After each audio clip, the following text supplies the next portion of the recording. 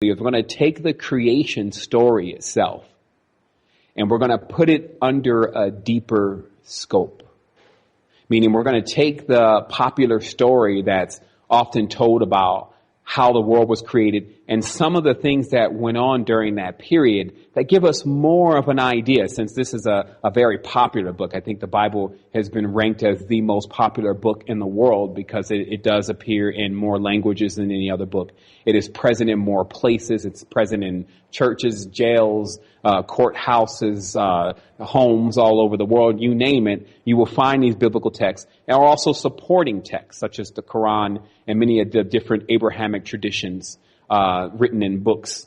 And even stemming back into Ab the Brahmin, which of course is Abraham, and his consort Saraswati, which of course is Sarah. So we find this same story being told over and over again. So we have to understand that that's a program that's consistently being emitted, that's being hosted in the minds of millions of people around the globe who are even willing to kill, hurt, prey upon anyone that does not believe in what they believe in. So this is a deeply embedded program that is affecting the hive.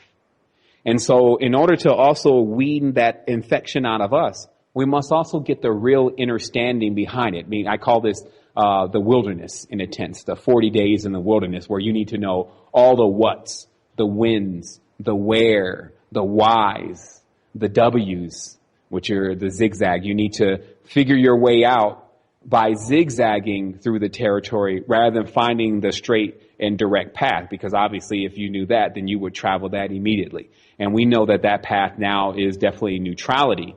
But in order to find out where the neutral zone actually is, it feels like on the planet that we're in a sense forced to discover these things through contrast.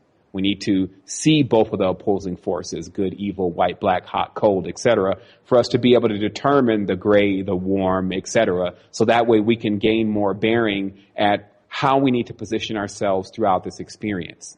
So again, we're going to be taking the creation story and parts of it under a deeper scope in order to uncover a much more massive mystery about what exactly is happening with the polarity game. And as you see now, that there's a lot going on in politics. There's going to be a new election coming here soon. And the word politics has at its root poll, because they want you to choose either Democrat or Republican. They want you to make an oath as they take the oath of office. They want you to vote. That means that they want you to begin to make an oath, a pact, or a ritual, and they want to take you to the ballot, which of course is the term of a female god. They want you to take the ballots, and they want you to get all involved in something that is deeply religious in intent and deeply occult, because it does affect when you elect someone else to be your creator, or your creator of your next level of your reality versus yourself. So it does affect your future. But if you choose to elect not to do that, if you become what is truly elect or a sovereign and decide to opt out of it, you find that you're not as tied in to the karmic paths of many of the individuals that have signed their names on those papers.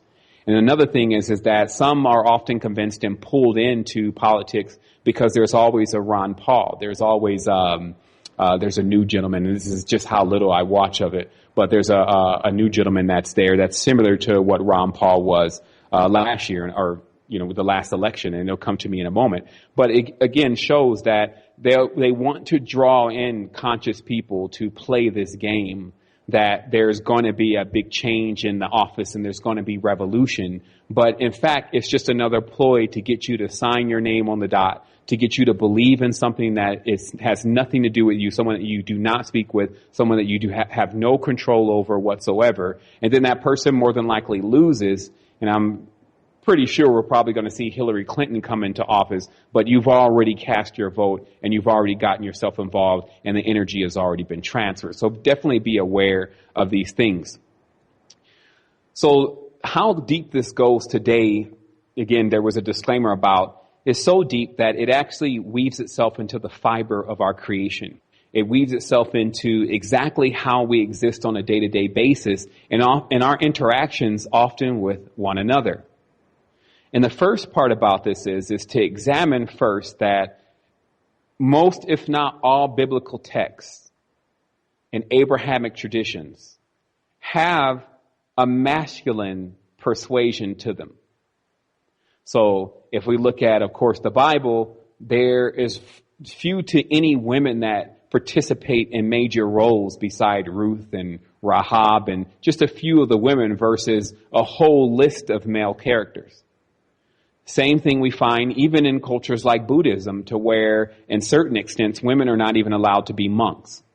So it's safe to say that there has definitely been a purposeful off-balance system in place for thousands of years that has chosen to take the feminine, and this of course is the feminine pole and the feminine energy inside of you, and depress that or debase that, make it seem like it's not as useful and as powerful, and then incite another side of you, more of a masculine and a more of a dominant side, to take control over that other side of you. And of course, how that manifests in the reality is you can hear It's a Man's World being played, and then you can also hear Who Runs the World Girls being played.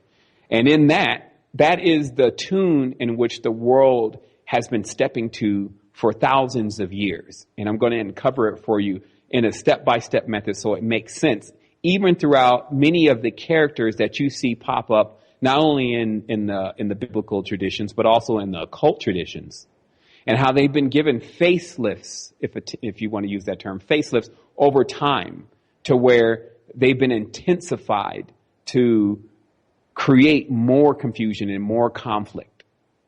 So the first thing to look at is in the Abrahamic tradition, but overall we'll go to the Bible since most people are familiar with that. Who are the enemies in the Bible? Because this is the first time, if you analyze that question, that you'll begin to see this whole play going on. And obviously, the enemy in the Bible is chief number one enemy is actually the devil, which is a term that came much later on than when this book was actually written. And before then, it was Satan, which came still later on. Before then, it was Lucifer, which was still later on. And before then, it was the snake. And so now we're starting to get closer to it. And then I'm going to show you how in this book, the snake actually is synonymous with the woman, or the feminine force or feminine energy. So we find a scene that takes place. And in this scene, supposedly Eve takes some knowledge from the serpent and advice from the serpent, has this apple, which many say it wasn't even apple, it was a fig. There's big arguments about what kind of fruit it was.